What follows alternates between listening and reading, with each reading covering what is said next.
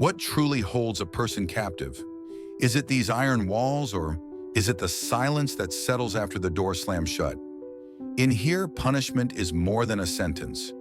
It is the relentless echo of regret and memory, closing in tighter with every day. In this world, nothing is random. Every meal is counted, every gesture watched.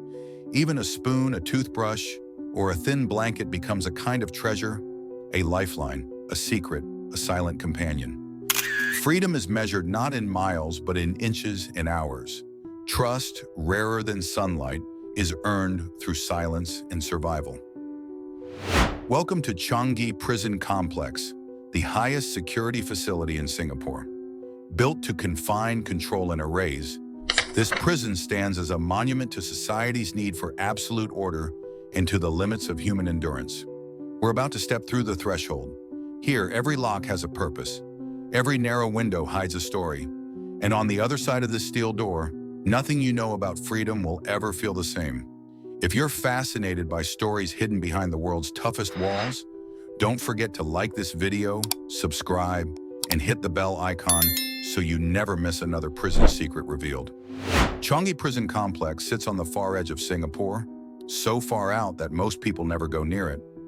Some locals even joke that if you drive too close, your GPS just stops working, and all you see are tall fences and warning signs. Here, there's nothing friendly or welcoming. It's quiet. It feels like the world outside has forgotten this place on purpose. Inside, every day starts the same. Bright lights turn on. Doors open with a loud metal bang.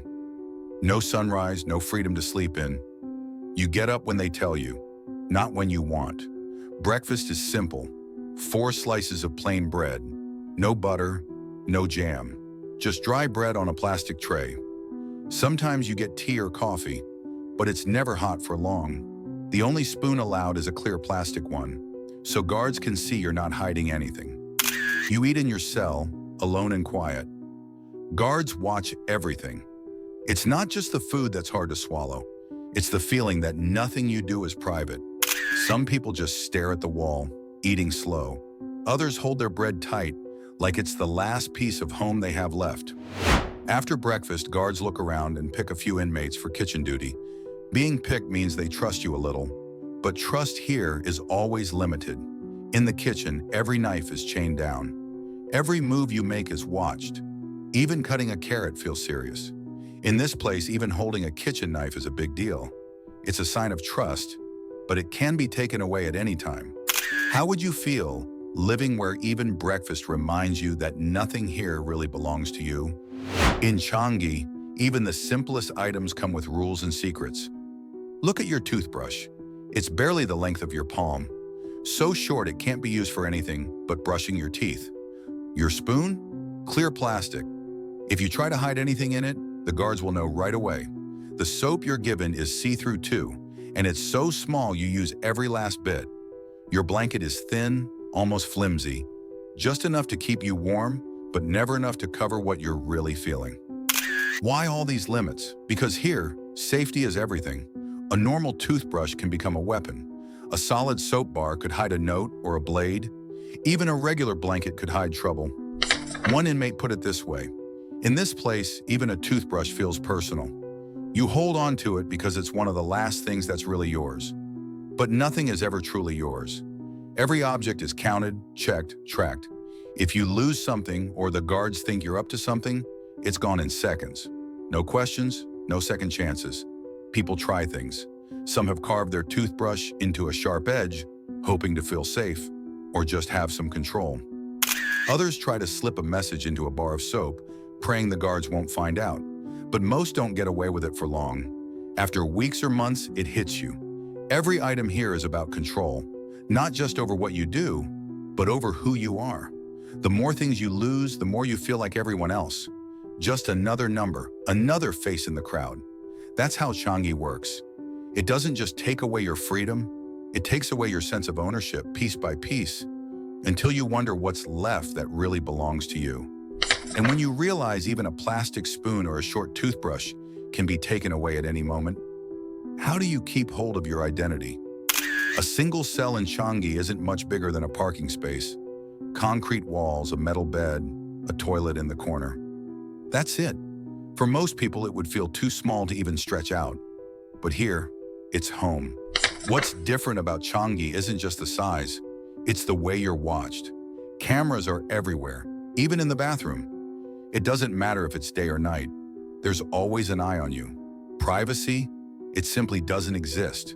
Imagine, no place to relax, no corner to hide, not even a wall to lean against where someone isn't looking.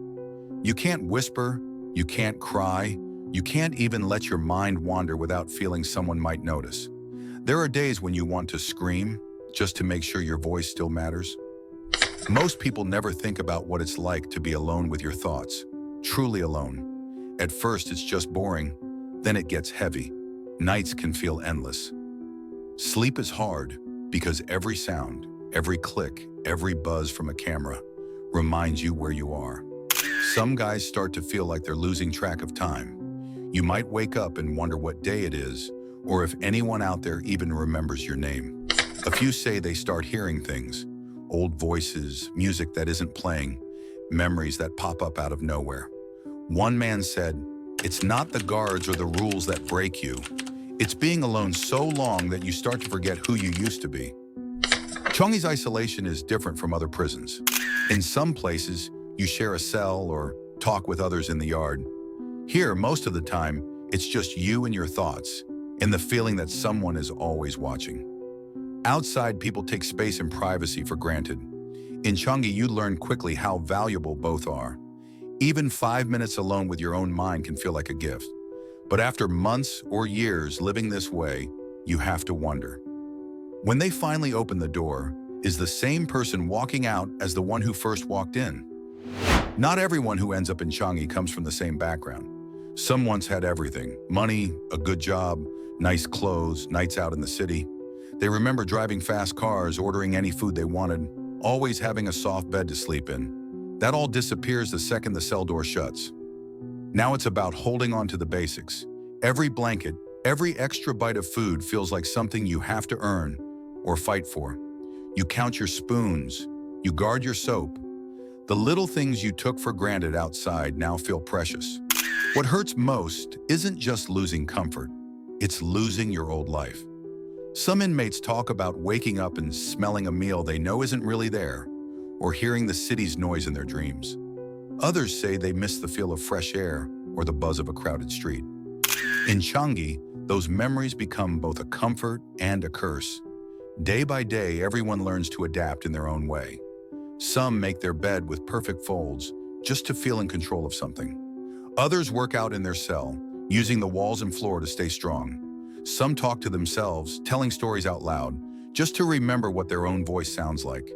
You start to notice the little routines that keep you sane. Folding your blanket the same way every morning, doing push-ups until you're tired, counting the steps from the bed to the door and back again. Small things, but in here, small things matter. Not everything in Changi is cold and strict. Some days you get a break from the routine, a chance to learn something new.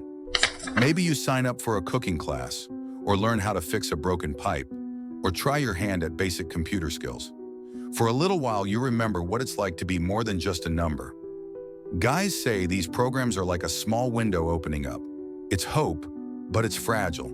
You learn a skill, finish a project, maybe even earn a certificate. But in the back of your mind, the big questions never go away. Will anyone on the outside ever trust me? Will this help me get a real shot at life when I leave? One inmate said, "You can work hard and change in here, but what matters is if the world is ready to see that change." Still, every new skill is a small win. Every lesson is a step forward, even if you can't see where the path leads yet. Changi isn't just about punishment. It's about memories, hope, and what comes next. But after everything you've seen, do you think a place like this can truly help someone change? Share your thoughts in the comments below. And if you feel that pull to keep searching, don't forget to like, subscribe, and turn on notifications so you never miss a step in our journey to uncover what still hides on this earth. Thank you for watching, and I'll see you next time.